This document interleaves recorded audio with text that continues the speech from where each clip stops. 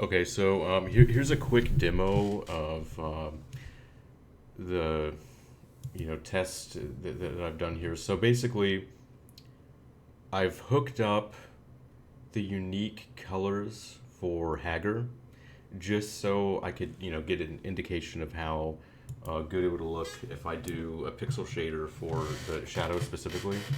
So you can see, I mean, a lot of stuff is going to be messed up just because it isn't complete yet. But you'll notice that Hager's shadow, is actually a different color, to match the stage. Only it's actually using the pixels from his baked-in shadows when he's on the ground. So yeah, so you can see that, and I mean you'll notice like the other characters, they all basically have just kind of like black or very dark gray shadows.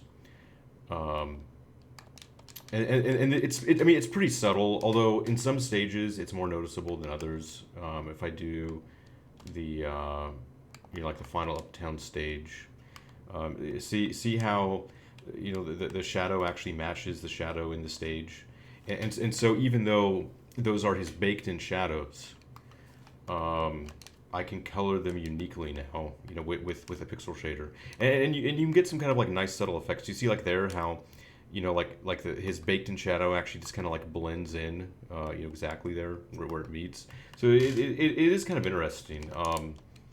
It's also, a GPU memory savings just because I'm able to get rid of all of these separate, textures, that basically, just removed the shadows, from the, graphic. So yeah, so it's pretty interesting. It really does give me an insane amount of flexibility.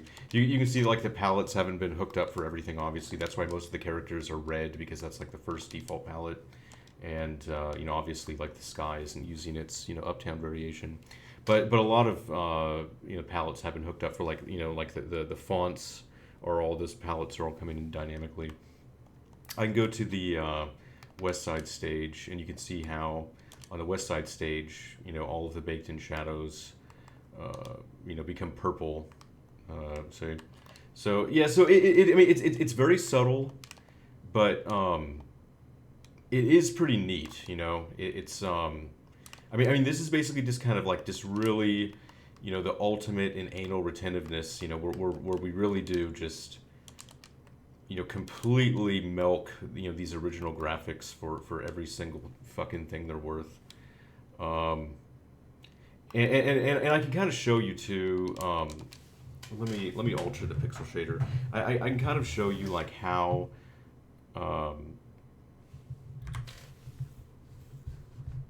like basically what's happening here. So if I modify the pixel shader and I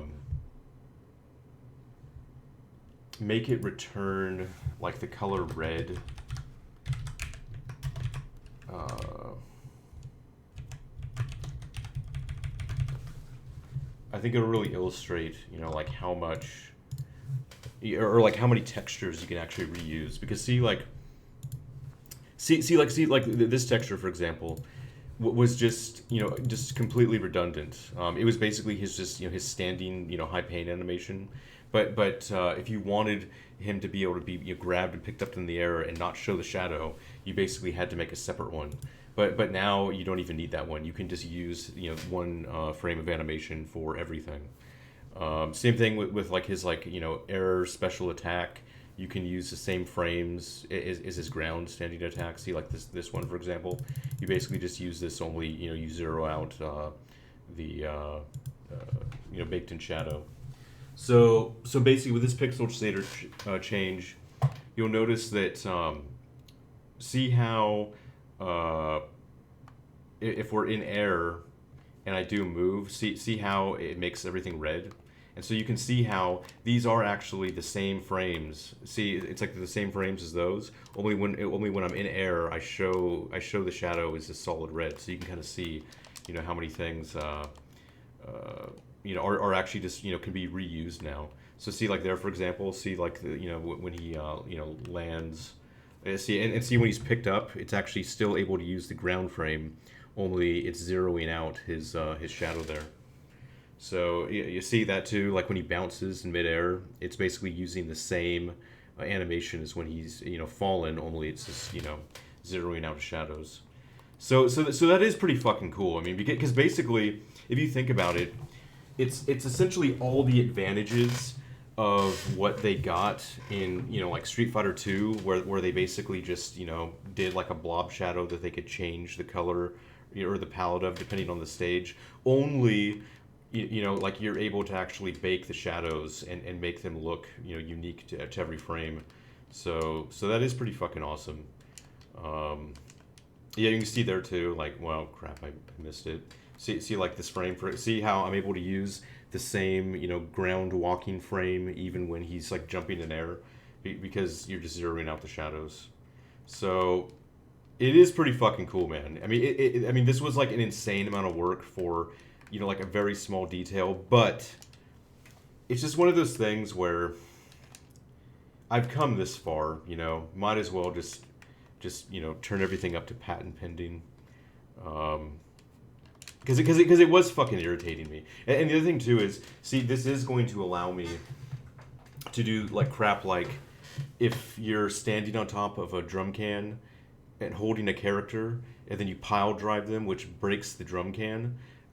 You'll be able to stay in, or sorry, not pile drive, suplex. You'll be able to stay in the suplex animation, fall down, do an air suplex, and then hit the character a second time. I mean, see, you see what I'm saying? See how fucking awesome that is? I mean, I'm just saying, like, it does. It blows it all open. I can do so much cool shit now that, that would have been a pain in the ass to do before. So, I'm pretty happy about that, even though. That this was actually pretty fucking insane.